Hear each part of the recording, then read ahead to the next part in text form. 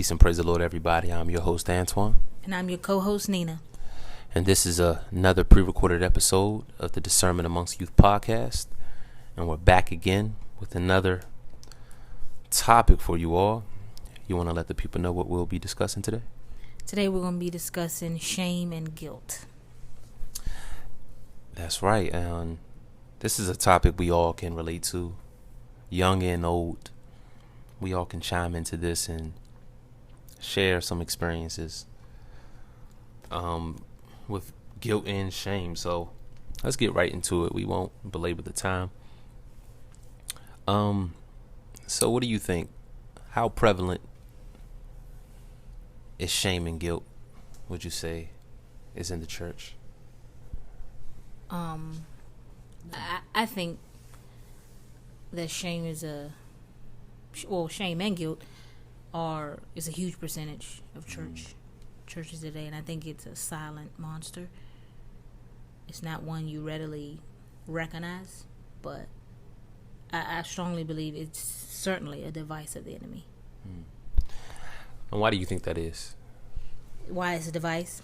Well, not necessarily a device. Well, that too, but more so, why do you think people struggle? I won't say struggle with that, but why do you think it's so prevalent? Of course, it's not said, but of course, when you have isolated conversations or with different individuals and people express the sentiments of their heart, that's definitely something that comes up a lot. Well, I mean, I think it sort of piggies back to our last episode, because at the end of the day, for me to express is for me to be vulnerable. And we don't necessarily want to look any different in people's eyes. It's not maybe for some, but there's a percentage where, you don't want to give off too many problems about yourself. Though, in reality that we all have problems, but it's something about putting yourself out there that takes a lot of courage, I would say. So yeah, I think it's part of sin. I think sin brings about shame. Absolutely. And has brought, of course we can say sin brought about a lot of things, but you even find it in your scriptures. The act that Adam and Eve did, they were shamed and they were afraid and they hid themselves. And it's something we do now, just not as, it's just internal. And a lot of the times we hear it used as we wear a mask. So amongst one another we wear a mask because I don't know, we don't want to be seen too clearly now. And I'm not speaking for all, but I think that's a percentage. Absolutely, no, I totally agree with that. So you said a lot there, and just so we won't get ahead of ourselves, sure. So let's start off as individuals. We're gonna start off slow here, and we're just gonna start off with the guilt and shame when doing wrong, because typically when we hear those two terms, wrong is always attached to it, and rightfully so. Right.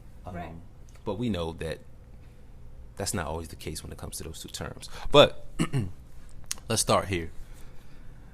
Let's start with the guilt of lying or not telling the truth.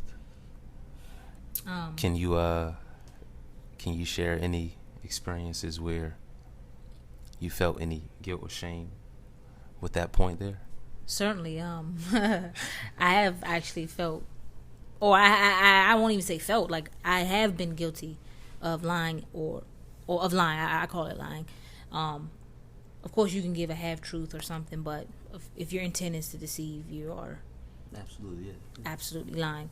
So I've definitely felt guilty of lying. And I think being saved, it sort of changes, because I feel guilty because I've really wronged Christ. Absolutely, yeah. So my feelings about it come from that avenue. It's like, man, Lord, I didn't, you know what I mean? I didn't even consider you before I made this decision. So, yes, guilty for lying. Yes, guilty for half telling stuff. Yeah, very much so. And I think too, the half telling it's a protector of oneself. Or at least for me, when I've told half, because it's like, man, I don't know if I tell it straight up like it is, I'm gonna get it's all kind of things that come to your mind. I'm not gonna be looked at the same no more, or they're not gonna trust me. But the fact that I lied makes me untrustworthy, right? Right. So yeah, that stuff flows to your mind. That's how I keep going back to it, but it shows how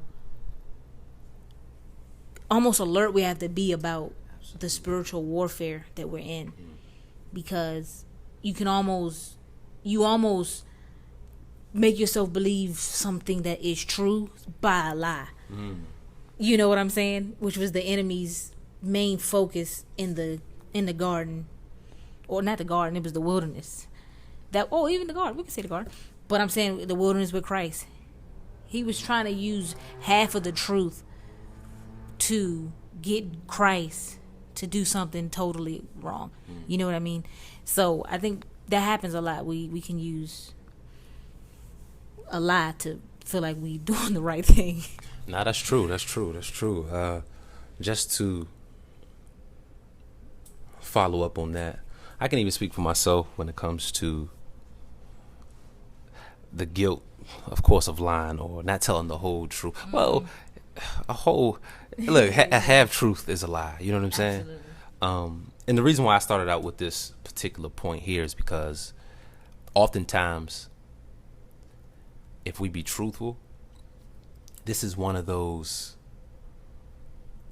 things, if we're not careful or intentional about what we're doing, we'll find ourselves slipping up in this area. Whether it be at work, somebody's asking us, hey, did you get this thing done, or are you gonna do this? And you just said, oh yeah, I'm almost finished, but you're probably not quite finished, or you haven't gotten to it yet. Or it can be something as small as, hey man, hey, where you at? You on your way? I thought you was on your way. Oh yeah, I'm up the street. But I mean, you just leaving the house. Right. And those are those times when you have to be careful, because you'll find yourself, I mean, just keep it plain and simple, you'll find yourself in sin off of the smallest, Certainly. off of the smallest Certainly. things that don't even really require any, So true. you don't even need to lie about it, you know what I'm saying? And I don't mean to get sidetracked there, but yeah, my point for saying that is, so I'll give you an experience. I know for myself, I've told this before, and even when I think about it now, man, sometimes I'm shameful about it, in a sense.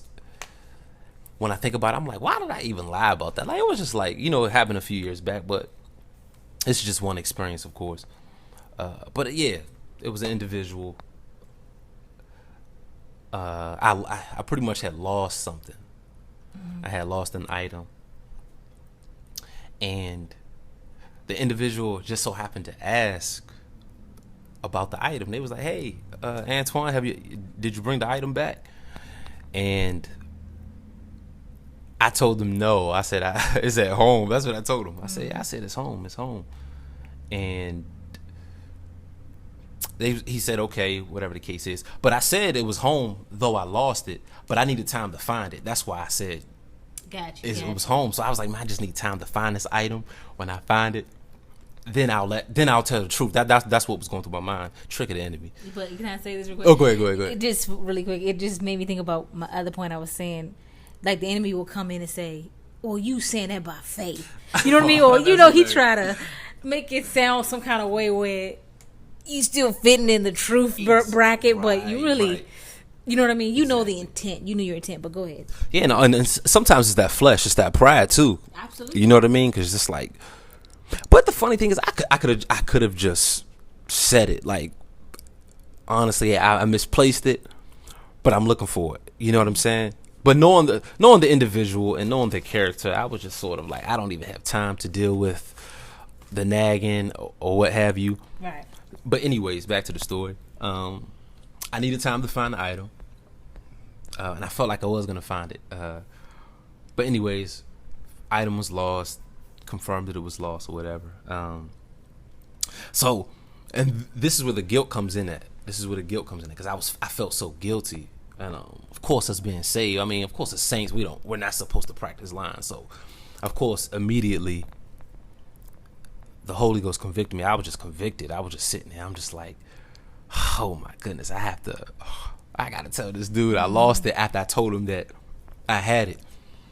So I just went ahead and told the individual. I said, look, man, when you asked me about the item that I lost, the item that I left at home. Yeah. I told him. I said I lied to you. I straight up told him. I said, man, I lied.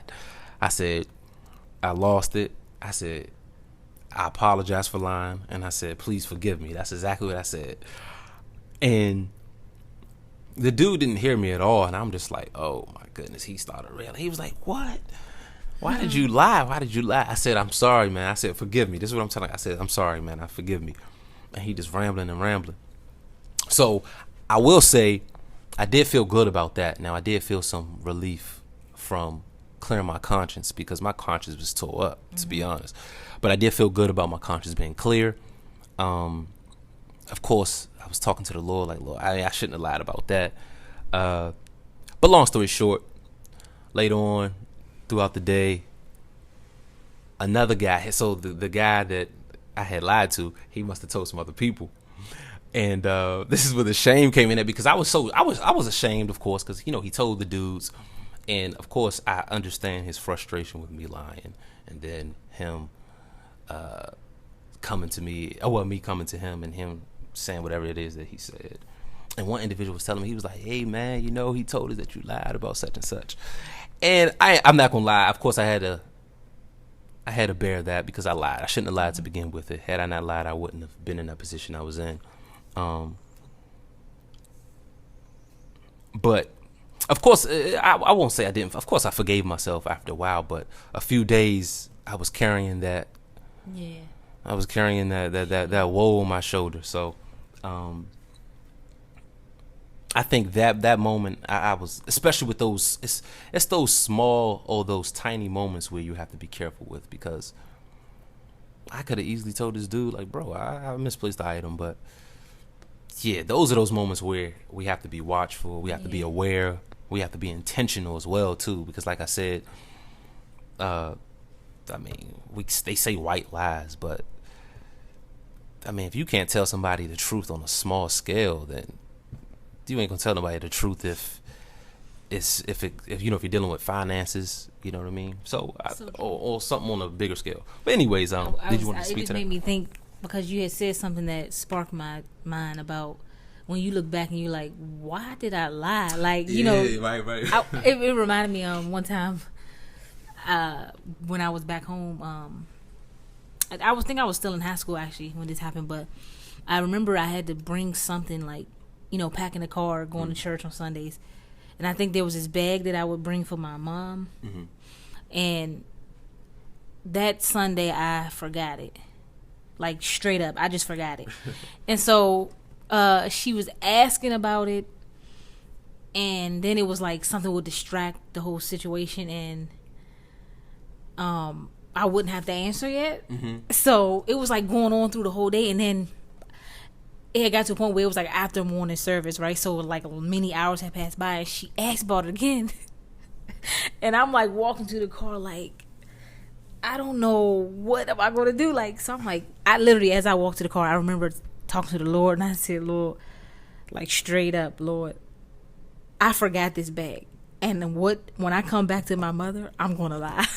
Like, this is what I was telling her. I was like, Lord, like, just straight up, like, that's how I feel. Like, I'm going to lie about it, because for whatever reason, it's like almost probably because you don't want to get in trouble, but it's like, that's what made me think about it. It's like, when I'm looking back, like, I still could have gotten in trouble though, because right. He comes to the car, ain't no bag. It's like, why did you lie and say you know what I mean? Mm-hmm. So I had just said that to him, and I remember that day. That day really impacted my life, because when I had come back, because I was like, it's no point even walking to the car. Like, I know I don't have it.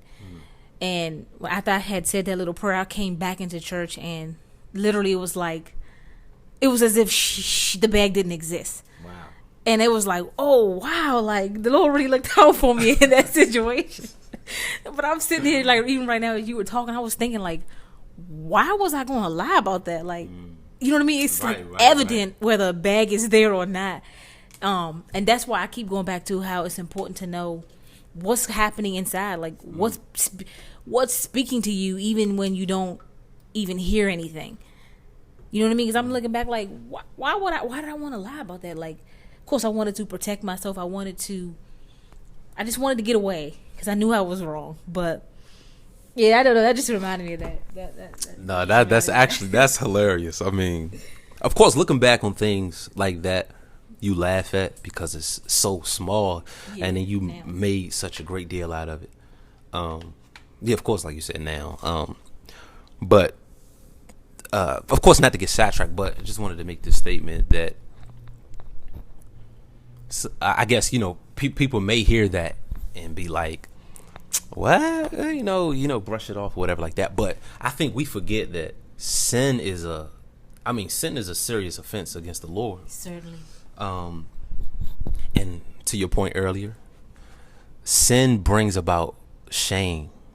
Absolutely. Of course, guilt. It brings about guilt and shame, but that feeling of committing a sin, and if you truly have a heart toward the Lord, you're going to be convicted. Like, you're going to be, in your terminology, smitten. You know what I'm saying? You're going to be smitten in your heart, seriously. And I think just the feeling of your conscience being uneasy for that moment of time, it just, at least for me, that moment, I was really just sitting there, and I'm just like, man. And I had to tell you, I just had to get it right. You know what I'm saying? I think that's important too. You wipe away the shame. You free yourself from that guilt as well when you get it right. I think a lot of times people may feel like, well, I talked to the pastor. I told my pastor I lied, or I told brother so and so, sister so and so. We confess our faults to one another. I'm good, honey. Yes. I did this, and that's not a bad thing. But getting it right supersedes all of that. It supersedes all of that, because when you get it right, the other person, even if they do look at you some kind of way after that, they have to respect the fact that you came back as a man or as a woman and you told them the truth. And of course, like I said, that you tell them the lie, who knows how they're going to perceive you at that moment. But as long as you've gotten it right, as long as you've gone back to that individual and straightened that out, you should feel some sense of relief. And especially, you should feel some sense of relief when you go to the Lord in prayer. And I think that moment your repentant process started. You know what I mean? I think oftentimes when we think about repentance, we think about, Lord, forgive me. Boom. I walk off. I got a clean slate, keep going. But for me, I guess in that moment, speaking about that situation, it probably took a few days for me to really just sort of be clear of that matter. You know what I'm saying? And I'm sure, like, the Lord, of course the Lord forgives, but I just wanted to, it was just that moment of, okay, I need to be careful. I need to be careful next time when somebody's talking to me or somebody is making a statement. I need to be listening to make sure I'm not saying anything that's not the truth. Right. And yeah, just in every way, I want to please the Lord in my speech. I don't care if it's something as small as, and I'm not saying we do forget things, and sometimes you're not going to remember everything, but if it's in my power to tell the truth, I want to tell the truth. I don't want to find myself tweaking stories and trying to embellish it more than what it really was. But yeah, I don't want to do all the talking. I'm sorry. But go ahead. You reminded me because I remember I was asking the pastor, because I think I had an incident on my job, but I can't totally remember all the details of it. But I remember I think I was so anxious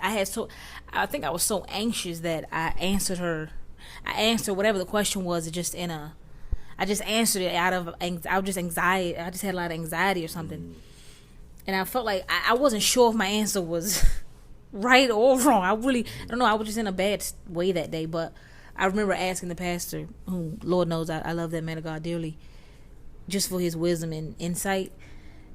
And I was like, how do you get a lie right? Like, do you just confess it and you move on? And I remember him telling me, he was like, you go back to the person. He was like, you go back to the person and you tell them yourself. And ever since then, I've had clarity on that situation, and I've been trying my best to be as honest as I can, because that takes some courage to say, look, I lied. Like, no, for sure. Oh, trust me. Oh, yeah, absolutely. I think too, with that, I guess that, it's like we've already stated. I think the shame that follows that reproach that you possibly kind of stained yourself with.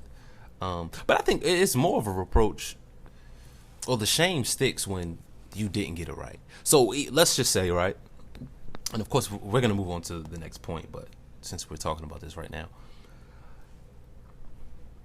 even if you did talk to your pastor, right, or someone talked to their pastor, which I think is great, which everyone should do. If you find yourself still battling with something in your mind after you've gone to the Lord in prayer, after you've got it right with the person and you still feel a little bad, of course it's good to talk to somebody who's going to give you some great spiritual counsel and send you on your way.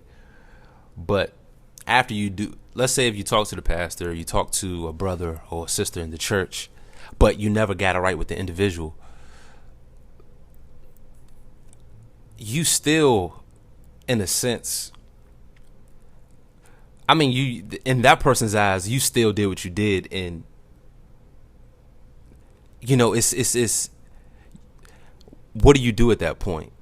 At that point, I believe you should go to that individual and just spill it out. Hey, look, this is what happened, and I was wrong, and hopefully that person is gonna forgive, whether they save or unsave. You know what I'm saying? So, and I think it's a test of true repentance, because what if the person don't know you lied to this day? That's pretty much my point, right? So you can go on your way thinking, hey, look, he don't know.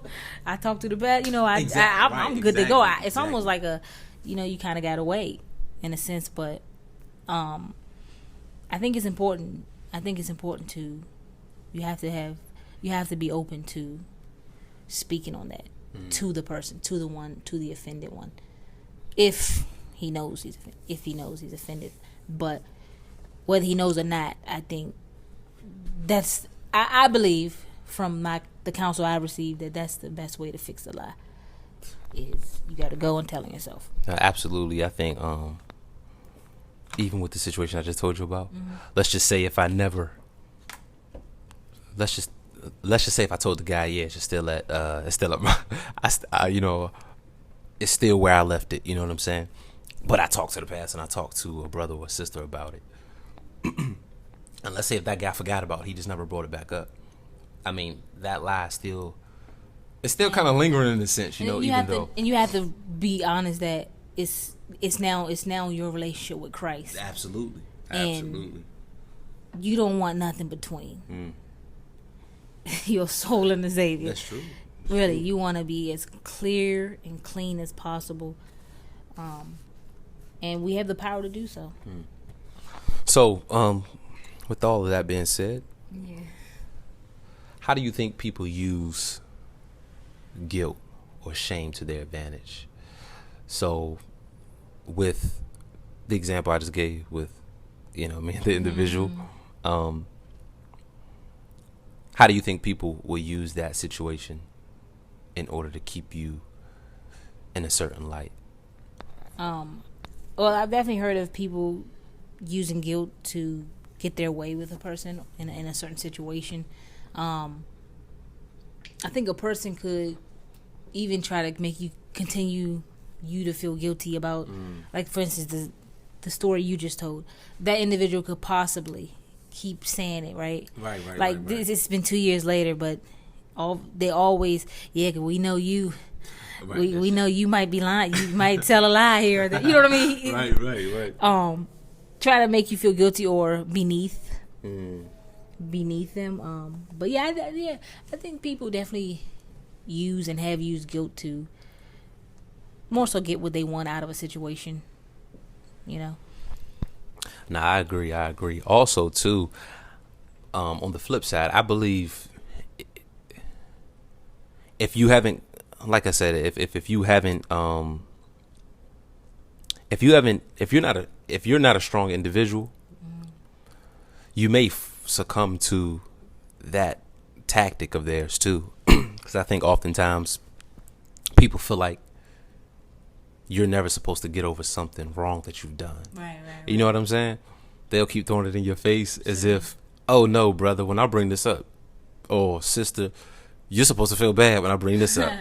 Like when I bring this up, you're supposed to be somewhere in the corner, or you're supposed to be somewhere kissing the ring, saying, "Oh yeah, I'm so sorry." Like they want you to continuously apologize, or continually to whenever they come around, I guess, to treat them like you owe them something all the time. If you've already taken that step to reconcile the relationship or whatever relationship you had with the individual, I think they have the problem at this point if they can't free you. Right. You know what I'm saying? So yeah, I think you have to be strong-minded. I think a prayer life is very important too, because that's where the peace is going to come in at for that for that guilt, you know. And the truth, because that's right. I would even say with myself, with shame, your shame, you feel that sense of shame from past mistakes as well. And it's almost like you view yourself that way, so you automatically assume everyone is looking at you the same way you view yourself. And so I feel like even in church, shame, you just a whisper all the time. You just whispering in your ear. Yeah, you can't. Why are you clapping? You remember when you did that? Or wow. I mean, I know that is considered accusing. He's accusing you, but you get a sense of shame from that. You feel shame though. You don't necessarily feel accused. You are being accused, but you feel shame. You feel like, man, yeah, like, why am I clapping? Like, you're right, I did do that, but you forgot all about. You repented. That's right. You didn't consider that. You repented. God reaffirmed His presence in your life. You know what I mean? That's why I say that all the time. You have to be able to combat the lies with truth. You know what I mean? You got to be like, man, I did do that, but in past terms, not no more. That's not who I am anymore. That's right.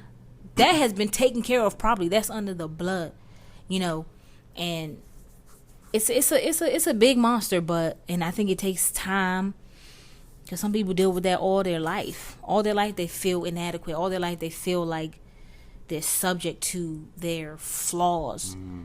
That's right. And so their self-worth is in the red. It's almost in the negatives, because that's how their mindset has been. And I think that's where you ask God to rewire you. You ask God to redo how you think about it according to His word. That's good. That's interesting too, because of course, it's always a constant battle, especially when we're talking about people's past, because to be honest, people have been through some traumatizing things. Sure. Even hearing certain people's testimonies, and of course, everybody's road to wherever they are now is different from the next man's. But there's things I've heard people of what people gone through, and I'm just like, wow. Some people get along pretty well, but then you have others who can't seem to shake some of the things that they've done. I remember of a sister who pretty much was having a moment where I guess her past was just tormenting her in that very moment as she was praying. And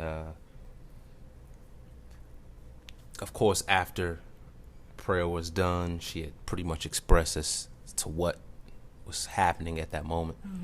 And pretty much, things that she's done in her past while being saved was plaguing her mind and causing her to feel like Christ hasn't forgiven her or Christ isn't with her any longer.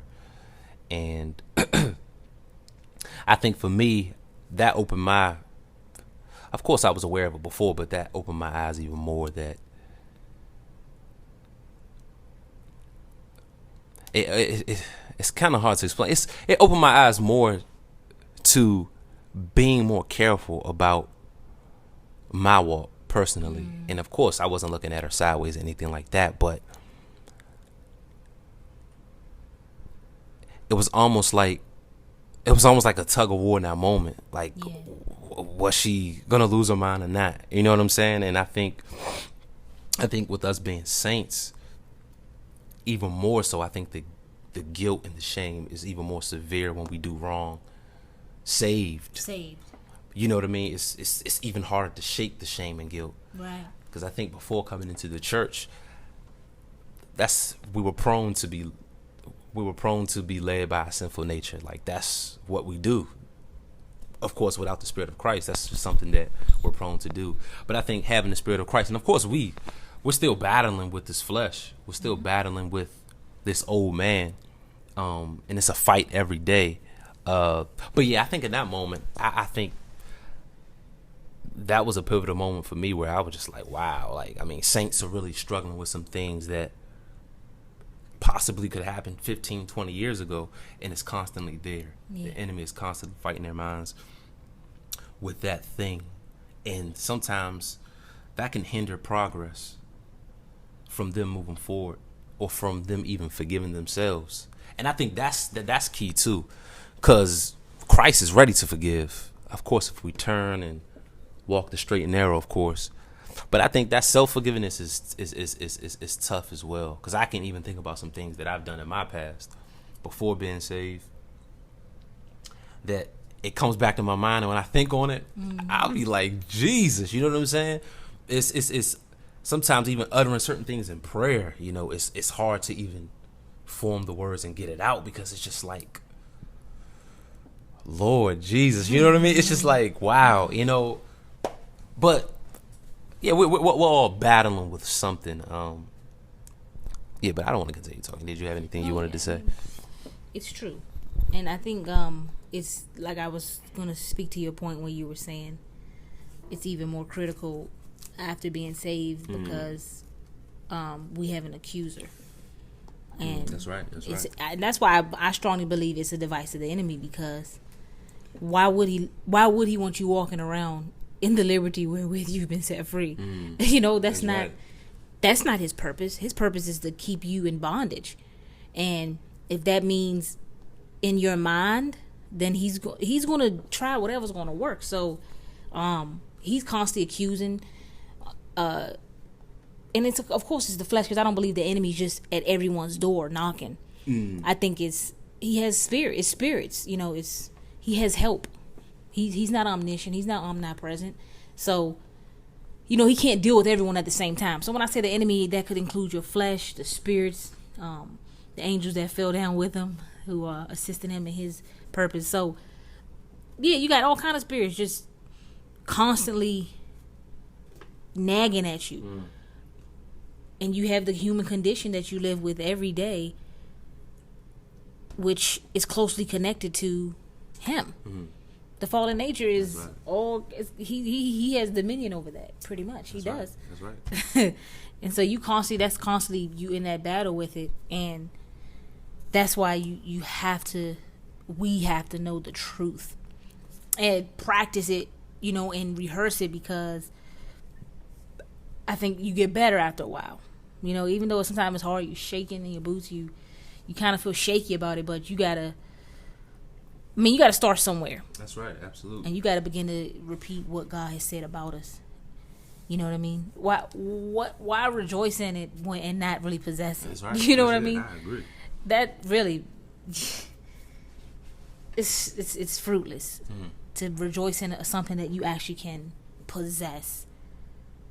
You know what I mean? I agree. But you settled and say, well, we got the victory, but I ain't gonna walk in it. I haven't begun to walk in it, because the walk is really the part that's where it gets a little rough. Because victory, it sounds like, man, I got victory. I'm sailing on a gospel ship. But really, as you walk and really realize that the victory is contrary to your flesh. Absolutely. And then you realize, whoa, I got to fight through here. So. Yeah, I think with that being said too, just for the listeners, of course, I'm sure people saved and unsaved will be listening in. But even with all this being said, this life is beautiful. This is a beautiful life, despite the different things that we encounter, or despite the accuser of the brethren or whatnot. It's worth fighting for. We have an end goal that we're trying to reach toward. So I'm encouraged. Absolutely. Yes, I'm encouraged. But yeah, let's continue.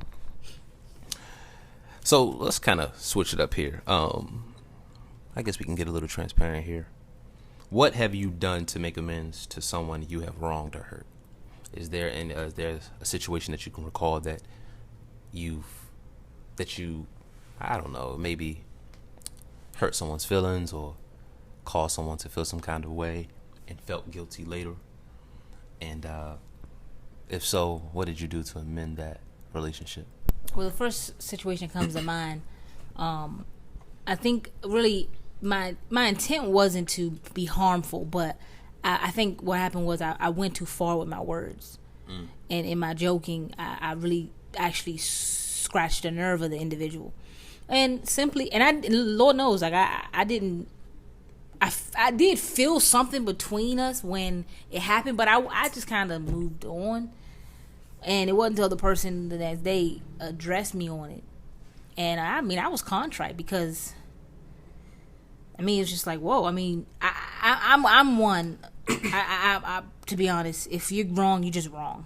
I don't really have that issue where I'm just trying to figure out how to make myself right in a small. It's like, look, I'm wrong, so here we go. Let's just do what we got to do to get this thing, get reconciled. You know what I mean? So I felt terrible. Like that is actually one situation that I often comes back to my mind here and there, and it's like the enemy tries to keep me hostage there, as far as, remember when you did this, or many years ago, and not many, but probably 2-3 years ago, maybe 2. But yeah, that's definitely something that comes up here and there. It's like, why you hurt their feelings? You thinking about they like, man, why did you say that? And it's like, look, it's done. You at this point, you got to let it go. You said you apologized. I apologized. Now, I was sorry, and I was just like, oh my goodness, like I'm so sorry. I didn't realize, because you gotta consider yourself at the same time, because we always talk about people apologizing to us, but true. No. We never think about when we're the offender. Exactly. It's like when you're the offender, you gonna want mercy too.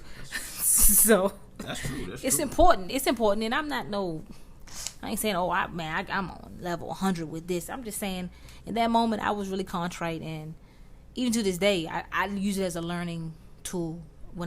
After I rebuke the enemy, I use it as a learning tool, because you don't want to stumble anyone. You really don't want.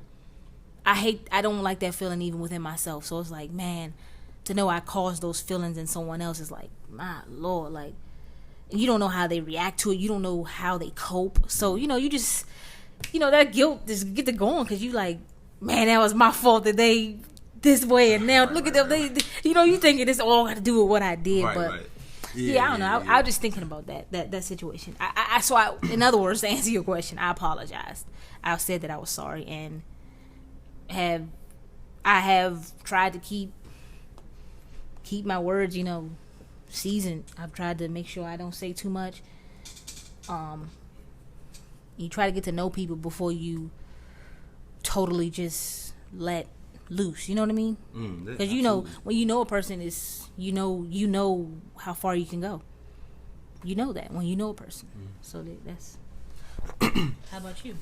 Well, of course it wasn't similar, but I think it was along the lines of a joke. Okay. It started out as a joke. I mean, of course, myself, I was going along with the joke as well. It was an individual who they had made a comment about something. I think I didn't show up somewhere. It was like a gathering, and I wasn't able to make it. Like, yeah, I wasn't able to make it. Like, legit wasn't able to make it. And I guess they must have said something about it. They joked about it, and I was joking back, but I felt like the joke was exhausted already. It was like, okay, cool. Like, we kind of joked about it. Now it's over. But the person kept pressing the joke, at that point, it wasn't a joke to me anymore, because it was over. I was done. It was like, all right, cool, next. You know what I'm saying? But yeah, the person, they kept, and then they was getting somebody else involved, trying to like talk to them about it. And to me, it was kind of to the point where, like, all right, wasn't really a joke anymore. Yeah, it was like, look, man, like, can we move on? Like, I'm first of all, I'm talking, and then they continue on, and of course, I got serious, and it came to the point where, and I think this happened about like a year and a half ago. It's been a while. I don't want people to think I'm just out here trying to brawl. You know what I'm saying? Yeah. But anyways, I told.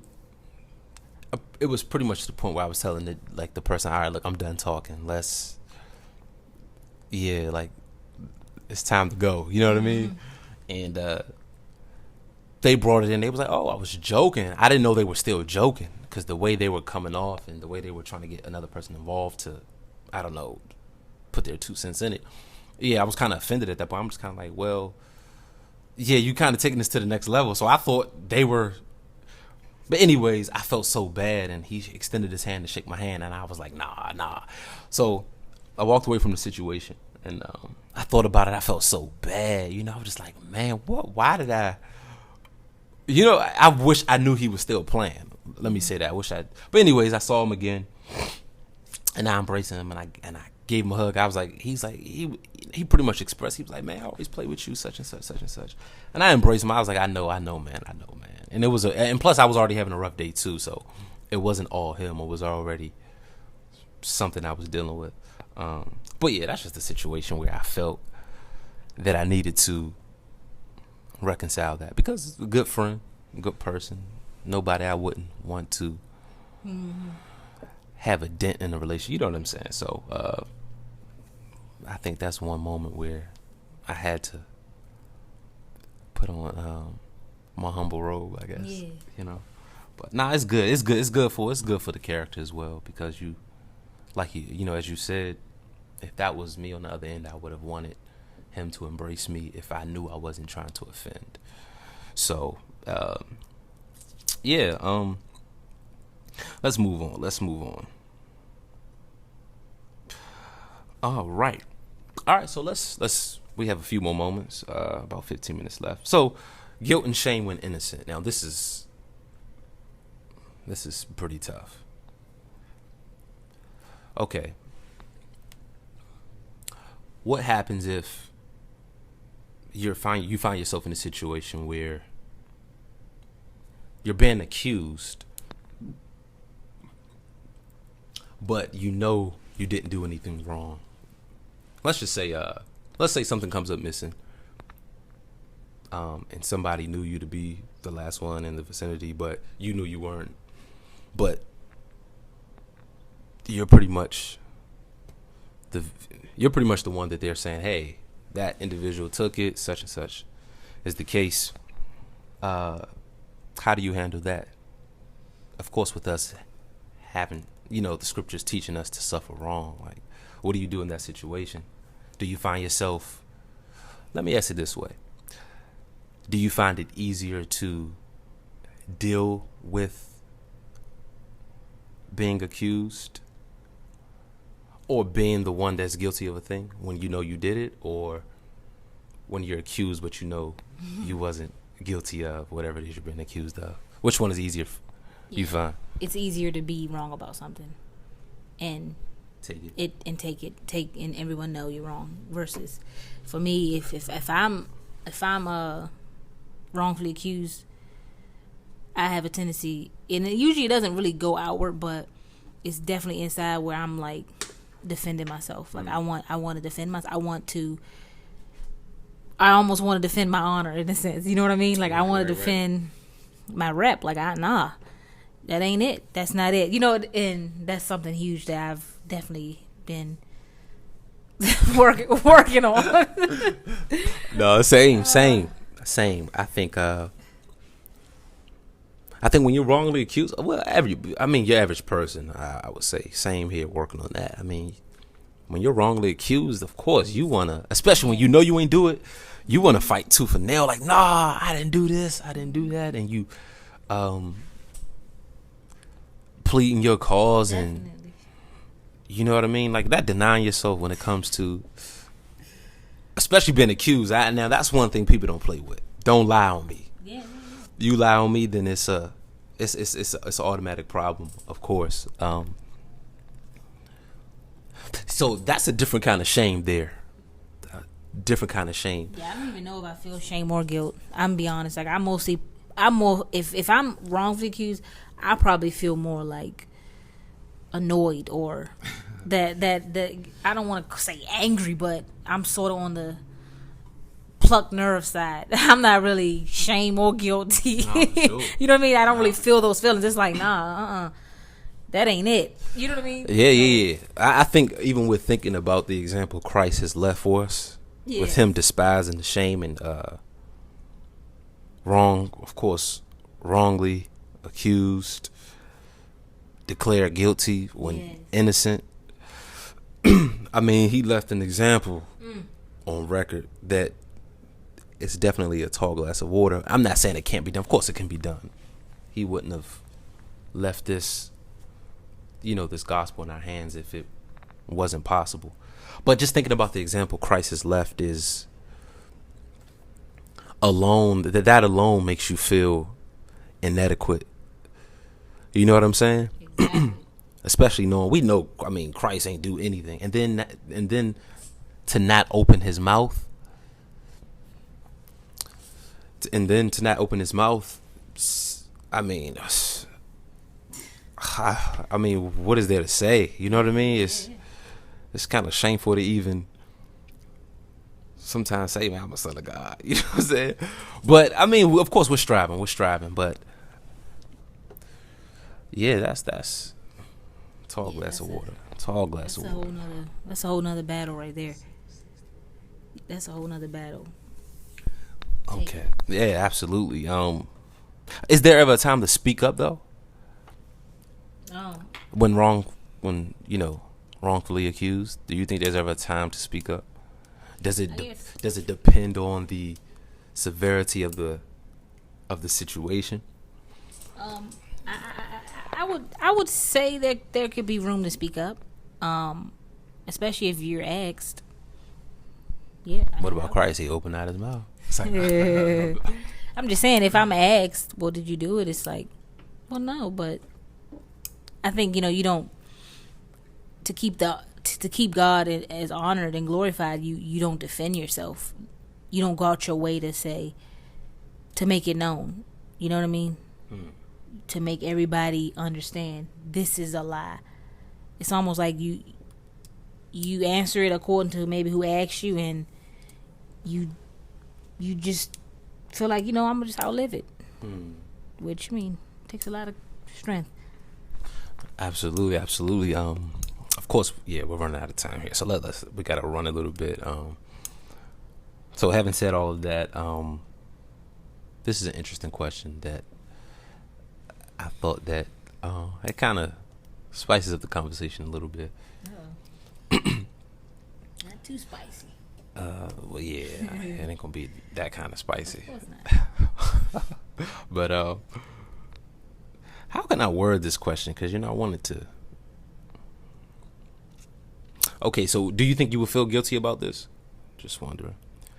Would you rather suffer wrong and pay the full penalty of the wrong that was done, or haven't said anything when you done the wrong and escaped?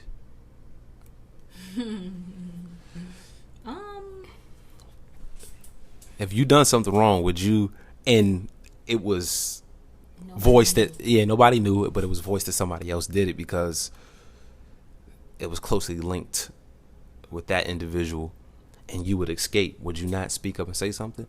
Or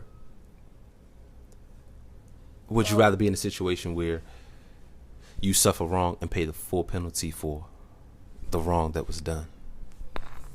I think with the first thing, I think at the point that I am right now, maybe if you'd asked me that some years back, I probably would go ahead and let somebody else take the rap. But I think now it's a little, I think it comes with maturity as well, where you just are accountable for your actions.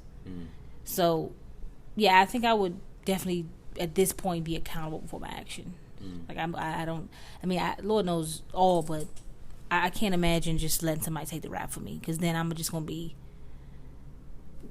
I'm not going to have any peace knowing, okay, wow, now I'm home. He took the rap, but I'm home depressed and messed up because it's like, they took the rap. You know what I mean? So it's just kind of like, Right. I'd rather just deal with, would deal with my stuff head on versus.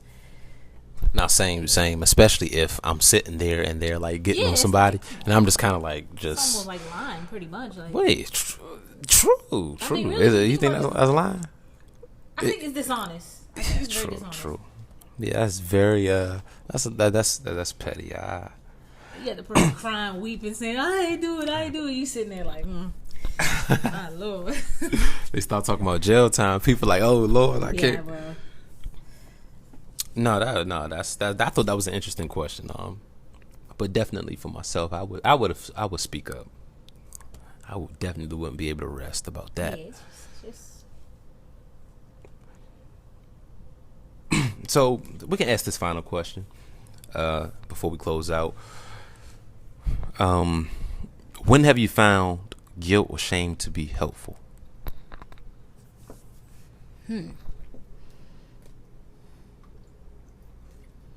Well, I guess I could say it in this way, if this makes sense. I can say that dealing with it has helped me to recognize it in my life and know how to combat it. I would say that's how it's been good. And then, of course, the other side is being able to impart that same remedy to someone else. So I think that's the first thing that comes to mind, is dealing with it, and that's something that I've struggled with as even just growing up and coming to my own, is really knowing what's going on inside, or like really just understanding this is how you feel, knowing how I feel. So that's a big milestone to me when I can recognize, okay, I recognize right away this is shame, this is guilt, and I go to the scriptures and I find where God is saying, I'm never going to leave you, or I'm finding where God is saying, who can separate you from me? You know what I mean? So it's whatever's going to work, or whatever He has taught me to war against this thing. So that would be the best thing that's happened to me. No, that's good. I would say for myself, guilt. I would say guilt and shame has been helpful. I would say for me, it drives me to repent. It drives me to tell the Lord how pitiful I am. Yeah. I could definitely say that. I think that's definitely helpful, because just think about how many people who, do wrong or rebel, and they don't feel that feeling of guilt. They just sort of like, I'm living my life, I'm doing whatever it is I want to do. So I think that's a blessing. I think that's a gift, to be able to have a tender heart when it comes to, whether it be a mistake, whether it be something that you willfully did, just to feel that, that guilt or that conviction of the Holy Ghost. It's a blessing. It's definitely a blessing. So I thank God for that. I think that's when I found guilt or shame to be helpful. Those be the best prayers. Sometimes you be on your knees, crying out to the Lord, and the Lord comes by and just reassures that He's with you. And there's nothing better than that, But yeah, that's my answer for that one. But I think that's it. We got 5 minutes left. We just want to take this time out to thank our listeners for tuning in. It's always a blessing to be able to just talk about these types of topics. These are topics we talk about. I don't know, like after church, or these are the topics you talk about when you just want to get some things off your chest. And we're glad you all decided to come and listen in. We hope that this was beneficial. We hope something was said that was relatable. We hope something that was said that you can walk off and be encouraged. And just to update you all, this Saturday we'll have a special guest, Elder Jonathan Finger. We'll be interviewing him on this podcast, so stay tuned for that. You don't want to miss that. Definitely going to be an informative interview, especially for the young people. Also, if you want to donate to help us get this podcast out in more creative ways, and just to help us move forward with this project, you can cash app us at $DA Youth, all capital letters, D as in David, A as in Apple, Youth. And whatever the Lord has laid on your heart, it's not required or anything like that, just a love offering, if you feel moved to do so. And also, feel free to message us on Facebook. Our Facebook page name is Discernment Amongst Youth. Also, we have another main Facebook page called Holiness, Sanctification, Consecration. We post videos on our YouTube channel as well. YouTube channel, Discernment Amongst Youth. Also follow us on Instagram at Discernment Amongst Youth, all one word. And and if you all have any hot topics, if you guys have any thoughts about what we discussed today, feel free to send us a message and continue this conversation. And right now, most of the podcasts will be pre-recorded until we find a system to where we can cause these podcasts to go live. That way people can call in and you all can share your thoughts, put your 2 cents in, and we can have a good dialogue. So we thank you all again for tuning in. We pray you be blessed. We pray that you're safe and sound on this COVID-19 pandemic. And until next time, you all be blessed. We love you, and see you next time.